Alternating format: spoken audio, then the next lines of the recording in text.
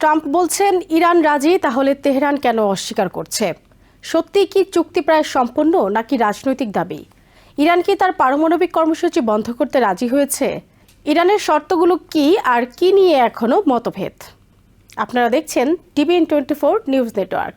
সবশেষ আপডেটে স্বাগত জানাচ্ছি আমি মৌসুম ইসলাম। ইরানকে ঘিরে চলমান সংকটের মধ্যে বড় ধরনের অগ্রগতির দাবি করেছেন আমেরিকার প্রেসিডেন্ট ডোনাল্ড ট্রাম্প। তিনি বলেছেন ইরান তার প্রায় সব শর্ত মেনে নিয়েছে এবং খুব দ্রুতই একটি চূড়ান্ত চুক্তি সম্পন্ন হতে পারে।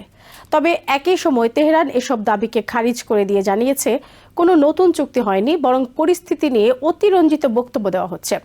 ট্রাম্প একাধিক বক্তব্য ও সামাজিক মাধ্যম পোস্টে বলেন ইরান তার পারমাণবিক কর্মসূচি স্থায়ীভাবে বন্ধ করতে সম্মত হয়েছে। তিনি আরও দাবি করেন আমেরিকা ও ইরান একসঙ্গে কাজ করে দেশটিতে মাটির নিচে থাকা উচ্চ মাত্রার সমৃদ্ধ ইউরেনিয়াম উদ্ধার করবে এবং তা আমেরিকায় নিয়ে যাওয়া হবে। তার ভাষায়, এই পুরো প্রক্রিয়ায় আমেরিকান স্থলবাহিনীর প্রয়োজন হবে না এবং ধীরে সুস্থে কাজটি সম্পন্ন করা হবে।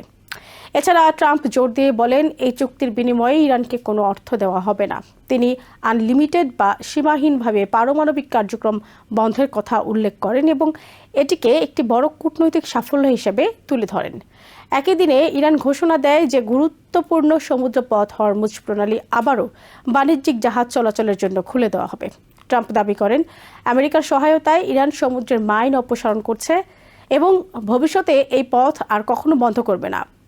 তবে ইরানের পররাষ্ট্রমন্ত্রী আব্বাস আরাকচি ভিন্ন চিত্র তুলে ধরেন। তিনি জানান প্রণালী খোলা হলেও তা সীমিত সময়ের জন্য এবং নির্দিষ্ট শর্তের মধ্যে থাকবে। তার মতে এই সিদ্ধান্ত মূলত ইসরায়েল ও লেবাননের মধ্যে সাময়িক যুদ্ধবিরতির পর নেওয়া হয়েছে এবং নির্দিষ্ট রুট ব্যবহার করে জাহাজ চলাচল করতে হবে।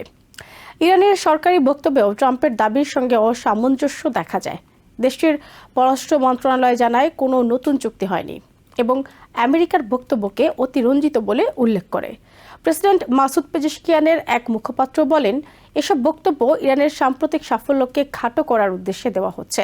হরমুজ প্রণালী খোলার ঘোষণার পর বিশ্ববাজারে তাৎক্ষণিক প্রভাব পড়ে। তেলের দাম উল্লেখযোগ্যভাবে কমে যায় এবং আন্তর্জাতিক বাজারে ইতিবাচক প্রতিক্রিয়া দেখা যায়।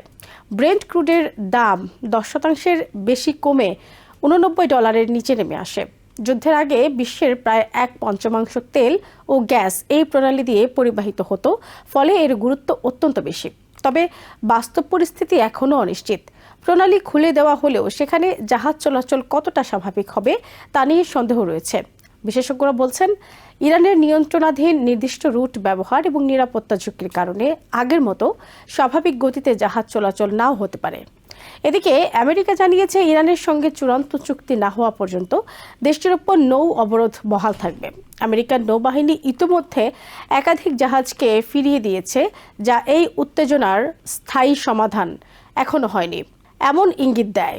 শান্তি আলোচনার সম্ভাব্য পরবর্তী ধাপ নিয়েও আলোচনা চলছে। ট্রাম্প জানিয়েছেন পাকিস্তানের রাজধানী ইসলামাবাদে শিগগিরই নতুন দফার আলোচনা হতে পারে, তবে তিনি এখনও নিশ্চিত করেননি যে নিজে সেখানে উপস্থিত থাকবেন কিনা। পারমাণবিক ইস্যুতেও দুই পক্ষের অবস্থান পুরোপুরি এক নয়।